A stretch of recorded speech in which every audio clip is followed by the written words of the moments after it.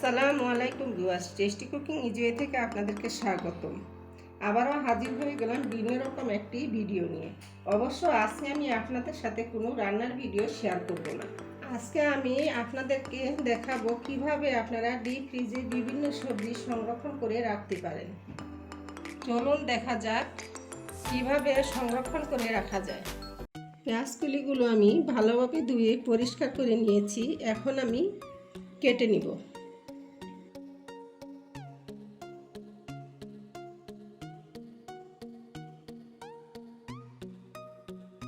দেখুন, পেঁয়াজকলিগুলি আমি ভালো করে কেটে নিয়েছি। আমি এরকম একটি পলিথিন নিয়েছি। এবার পেঁয়াজকলিগুলো আমি পলিথিনের ভিতরে নিয়ে নিচ্ছি। এবার পলিথিনের মুখটা সিল করে নিব। দেখুন, পলিথিনের মুখটা আমি ফোল্ড করে আগুনের তাপ দিয়ে আমি পলিথিনের মুখটা বন্ধ করে দিব।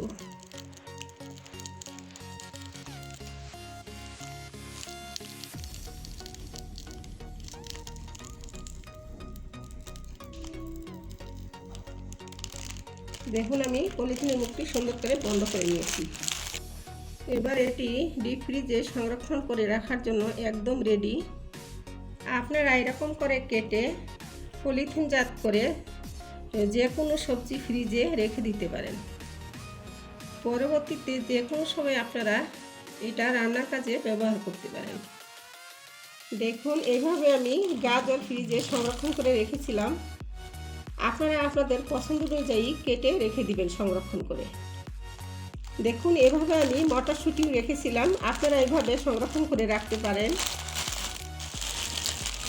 মূলা আমি দেখুন এভাবে কেটে নিয়েছি, ফ্রিজে সংরক্ষণ করে রেখে দিব। কাঁচা টমেটো কেটে রেখেছি সংরক্ষণ করে রাখার জন্য ফ্রিজে। দেখুন, আপনারা এভাবে পাকা টমেটো আস্ত পলিথিনের ভিতরে সংরক্ষণ করে রাখতে পারেন। দেখুন, আমি ক্যাপসিকামও এভাবে সংরক্ষণ করে রেখেছি। যেহেতু এখন বাজারে শীতকালীন বিভিন্ন সবজি পাওয়া যাচ্ছে, যেগুলো সারা বছর পাওয়া যায় না, কিন্তু এভাবে আপনারা যে কোনো সবজি ডিপ ফ্রিজে সংরক্ষণ করে সারা বছরে খেতে পারবেন। আর এগুলো ফ্রিজে রেখে দিচ্ছি।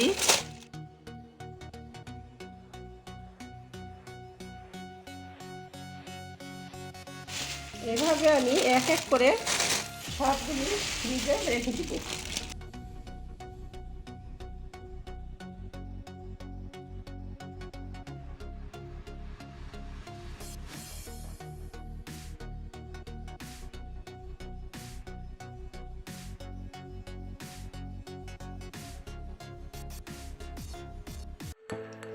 আশা করি ভিডিওটি আপনাদের জন্য উপকারী হবে। যদি আজকের ভিডিওটি থেকে আপনারা সামান্যতম উপকৃত হন, তাহলে আমার প্রচেষ্টা সার্থক হয়েছে বলে মনে করব।